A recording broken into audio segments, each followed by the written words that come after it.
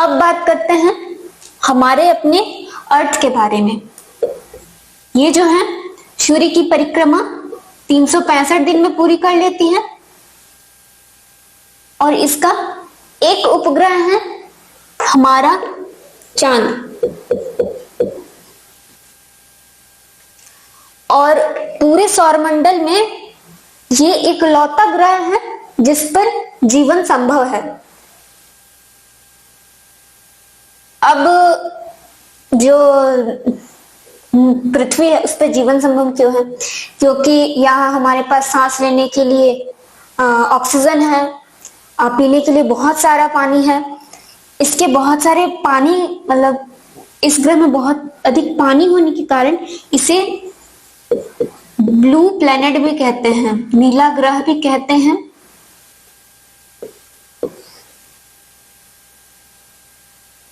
अब अर्थ पे अगर हम चर्चा करें तो वीडियो बहुत लंबी हो जाएगी, इसलिए पृथ्वी पे चर्चा हम आगे करेंगे। अब मार्स की बात करते हैं।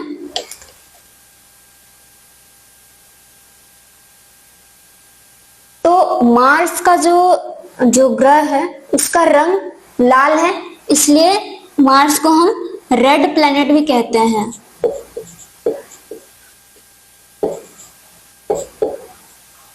और हमारे जब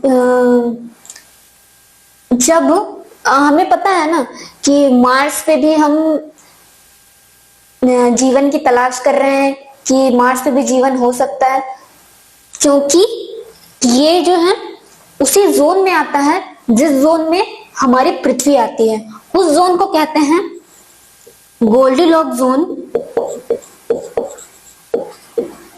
या फिर हैबिटेबल जोन।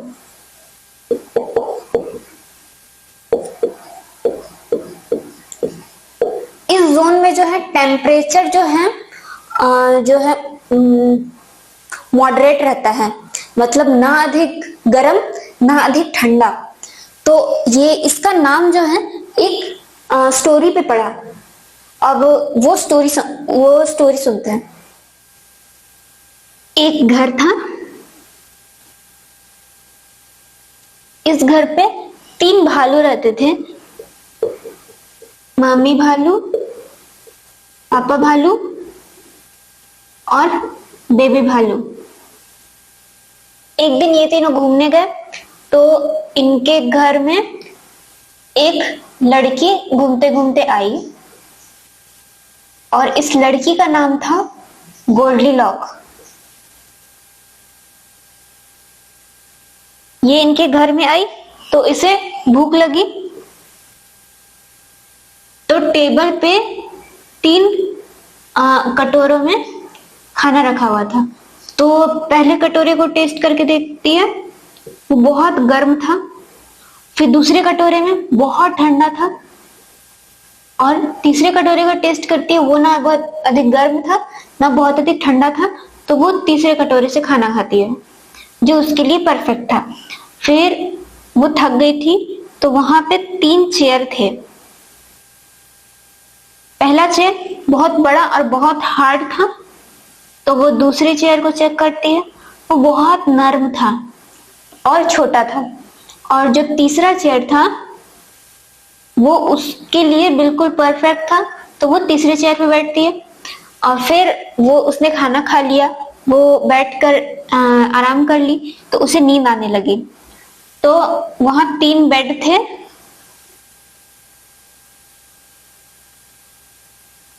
पहला बेड बहुत बड़ा था और बहुत सख्त था, दूसरा बेड छोटा था और बहुत नरम था, और जो तीसरा बेड था उसके लिए बिल्कुल परफेक्ट था, तो वो तीसरे बेड को चुनती है। फिर उसके बाद भालू आ जाते हैं घर में, वो लड़की देखकर डर जाती है और चल जाती है। तो इसी स्टोरी से इसका सिद्धांत आया कि वैसा जोन जो बिल्कुल सही मात्रा में हो। अब हम दूसरे प्लेनेट की खोज क्यों कर रहे हैं जब हमारे पास जीवन के लिए पृथ्वी है? तो जो एक महान वैज्ञानिक थे स्टीफन हॉकिंस, उन्होंने कहा था कि जितनी तेजी से हम पृथ्वी के जो रिसोर्सेस हैं उनका दोहन कर रहे हैं, आगे आने वाले 100 वर्षों में ये पृथ्वी नहीं बचेगी। तब तक हमें दूसरा जो ग्रह है वो रहने के लिए खोज लेना चाहिए। तो हम अभी एक्सोप्लैनेट की खोज कर रहे हैं। जीवन के लिए कोई दूसरा ग्रह। फिर अब हो गई बात हैबिटेबल जोन की। तो पहले जो मंगल है उसके पास भी हमारा जो हमारे जैसे ही एक चुंबकीय क्षेत्र होता था, और वो चुंबकीय क्षेत्र जो है सौर पवन से आने वाले कणों को रोकती है। ये जो कण है बहुत अधिक विद्युत चुंबकीय प्रभाव करते हैं। ये और जो सूर्य है उसका जो बाहरी जो परत है उसको कोरोना कहते हैं, और उनसे जो कण निकलते हैं उन्हें कोरोनल पार्टिकल्स कहते हैं। ये बाकी सारे ग्रहों में गिरता है, लेकिन जो पृथ्वी का चुंबकीय क्षेत्र है वो इसकी रक्षा करता है, और जो वो विद्युत चुंबकीय जो कण हैं उनको पृथ्वी के ध्रुवीय क्षेत्रों में भेज देता है, जिसके कारण ऑरोरा का निर्माण होता है। ऑरोरा जो है प्रकाश में निहित एक कलरफुल ज्योति होती है। पहले मंगल के पास भी थी ये विद्युतीय चुंबकीय क्षेत्र, लेकिन समय के साथ साथ वो चुंबकीय क्षेत्र अब उसके पास नहीं रही। अब हो गई बात मंगल ग्रह की। तो अब आते हैं अगला, ये जो एस्टेरॉयड पेटी है ये है इनकम्प्लीट प्लैनेट्स, मतलब इनमें अभी बनना बाकी है, और जो पूरी तरह नहीं बन पाए वही है ये एस्टेरॉयड पेटी। अब अगला जो है जुपिटर।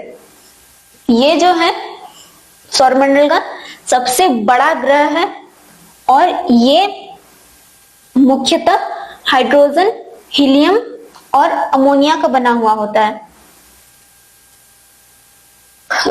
सूर्य जो है पहले जो ग्रह है वहां के जो वायुमंडल है उसको जो है सौर पवन धक्का लगाते हुए पीछे वाले ग्रह पे मतलब भेज देती है, और ये उन जो वायु को है ऐसे आकर्षित कर लेते हैं, और इन्होंने इतना अधिक वायु अवशोषित कर लिया है कि ये इतने बड़े ग्रह बन चुके हैं। इन्हें जाइंट प्लैनेट्स भी बोला जाता है। जुपिटर का जो है सब टोटल है 95 सैटेलाइट्स हैं इनके, 95 सैटेलाइट्स, और इसमें सबसे बड़ा है गैनीमेड।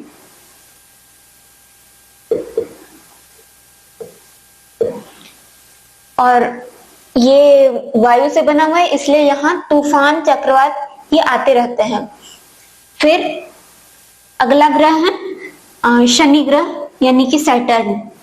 ये जो है इनका जो रिंग है ये हमें जो है सौरमंडल के लिए जो मतलब सोच थी वो शनि के रिंग के कारण ही हुई है, क्योंकि इस रिंग में बहुत सारे अभी भी जो है इसके जो उपग्रह हैं वो संचयन के कारण अभी भी बन रहे हैं। तो इन्हीं से पता चला कि हमारे ग्रह भी ऐसे ही बने होंगे। और जो शनि के हैं पूरे सौरमंडल में सबसे अधिक ग्रह है, उनकी संख्या है अभी तक 146, और इसका सबसे बड़ा उपग्रह है टाइटन। और जो जुपिटर का गैनीमेड और जो शनि है उसका टाइटन जो है, ये जो है सबसे छोटा ग्रह जो है मरकरी, इससे भी बड़ा है इसके उपग्रह। और बाकी जो ग्रह हैं वो सूर्य का चक्कर पश्चिम से पूर्व की ओर लगाते हैं, लेकिन जो शनि और शुक्र ग्रह है ये सूर्य का चक्कर पूर्व से पश्चिम की ओर लगाता है, यानी कि इन दोनों ग्रहों में सनराइज पश्चिम में होता है और सनसेट पूरब में होता है।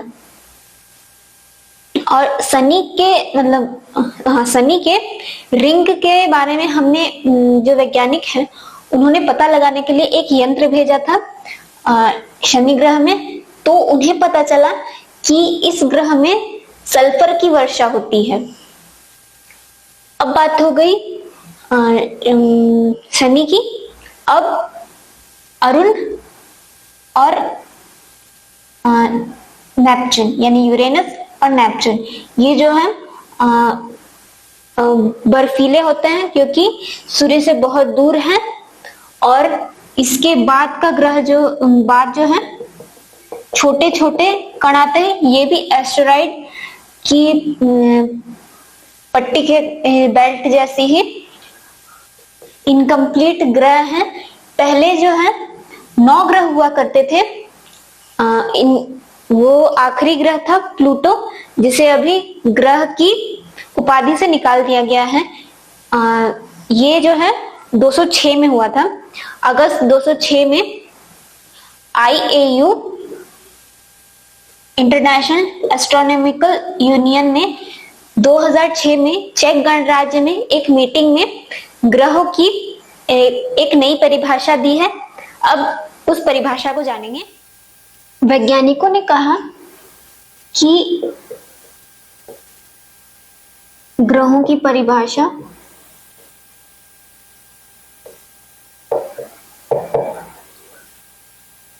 ये उन्होंने कब दी? 2006 अगस्त 2006 में।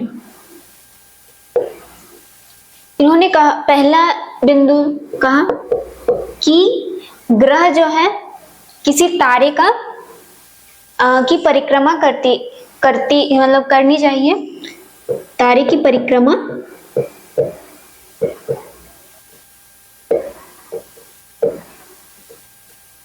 तो वो तारा है सूर्य।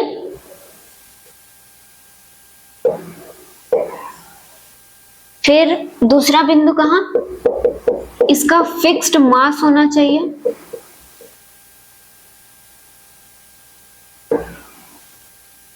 और तीसरा, इसका अपना प्रकाश नहीं होता है।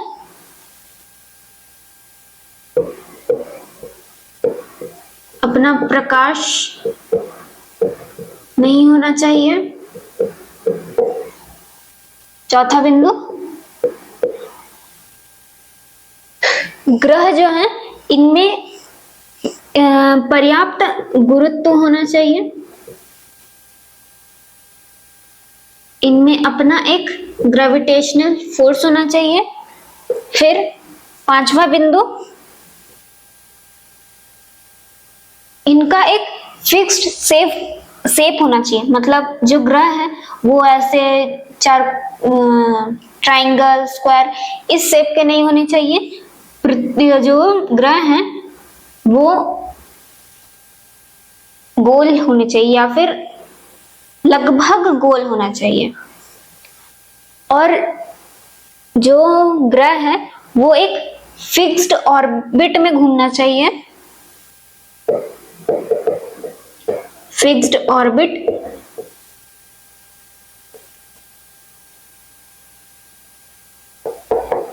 मतलब एक ही अक्ष में। यदि एक ये सूर्य है, इसके आसपास जो है ग्रह घूम रहे हैं, ये अपने ही कक्षा में घूमेंगे। और सातवां जो पॉइंट है, उन्होंने कहा कि ये अपने पड़ोसी जो ग्रह है उसका रास्ता भी नहीं काटना चाहिए। मतलब जैसे ये जो ग्रह जा रहे हैं, इनसे एक और एक निकल गई ऑर्बिट, ये यदि ऐसे चल गई तो वो ग्रह नहीं कहलाएगी।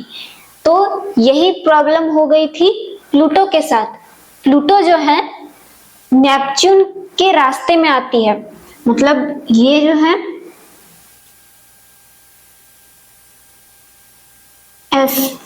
इस प्रकार घूमती थी। ये था नेपच्यून और प्लूटो जो है कुछ ऐसा घूमती थी। इसलिए जो नेपच्यून है उसको ग्रह ही माना गया क्योंकि वो बड़ी थी, और प्लूटो जो है जो वो है नेपच्यून से छोटा था, इसलिए इसे अब ड्वार्फ प्लैनेट कहा गया।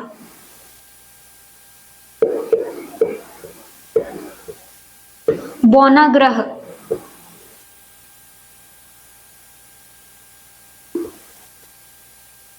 इसका भी उपग्रह है, उस उपग्रह का नाम है शैरोन।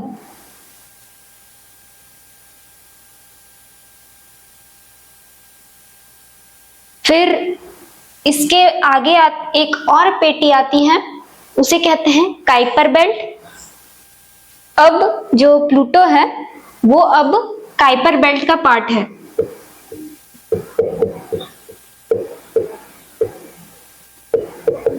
काइपर बेल्ट में अभी प्लूटो आता है।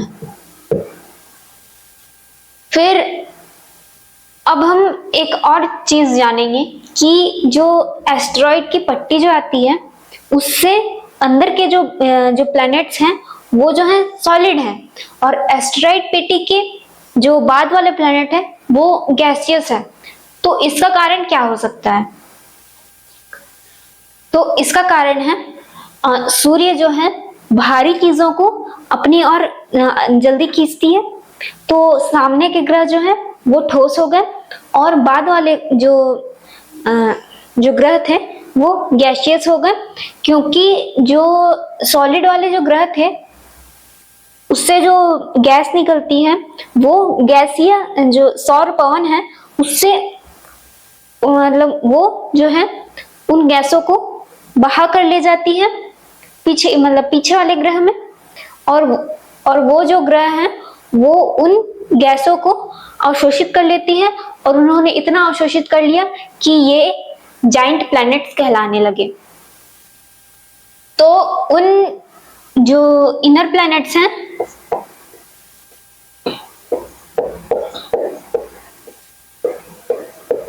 उनमें पहला आ जाती है मरकरी यानी कि बुध, फिर वीनस यानी कि शुक्र, फिर हमारी पृथ्वी अर्थ, फिर मार्स जिसपे हम जीवन की तलाश कर रहे हैं मंगल, फिर आ जाती है ये एस्टेरॉइड पेटी, इनकम्प्लीट प्लैनेट्स। फिर अब बात करेंगे आउटर प्लैनेट्स की।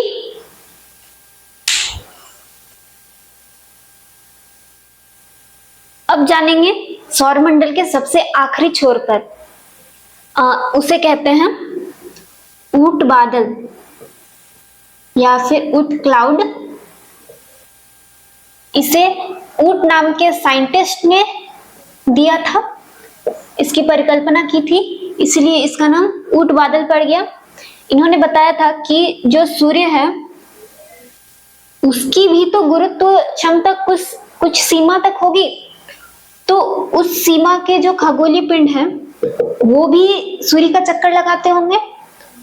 तो ये जो ऊट बादल है सूर्य के गुरुत्व के कारण एक स्फेयर का काम करती है। ये जो है सौरमंडल को घेरे हुए हैं, और इसी ऊट बादल के खगोलीय पिंड से उल्का पिंड और अन्य पिंड जो है वो सौरमंडल के अंदर आ जाती है, और ये अगर हमारे ग्रहों के वायुमंडल में प्रवेश कर जाती है तो उस ग्रह की गुरुत्व के कारण ये उन ग्रहों के अंदर चले जाती है। तो ये है ऊट बादल। ऊट बादल जो है कुछ इस प्रकार दिखाई देता है, सौरमंडल को पूरा घेरा हुआ रहता है एक बॉल जैसा, और उसके अंदर आते हैं हमारा सौरमंडल। तो बस यही तक है सौरमंडल। अब हमारी पृथ्वी बन चुकी है, तो फिर अब हम अगले वीडियो में पृथ्वी पर चलेंगे। अभी तक तो हम साइंस के पार्ट फिजिक्स पर बात कर रहे थे, क्योंकि जो स्पेस की स्टडी है उसको बोला जाता है एस्ट्रोनॉमी।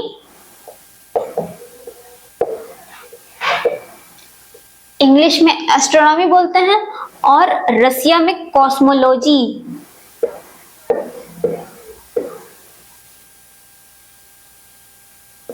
अब हम अगले वीडियो में असली भूगोल पर जाएंगे, क्योंकि भूगोल क्या होती है, अर्थ पर स्टडी। तो नेक्स्ट वीडियो में हम अर्थ पर स्टडी शुरू करेंगे। तो मिलते हैं नेक्स्ट वीडियो में, तब तक के लिए keep learning and thanks for watching.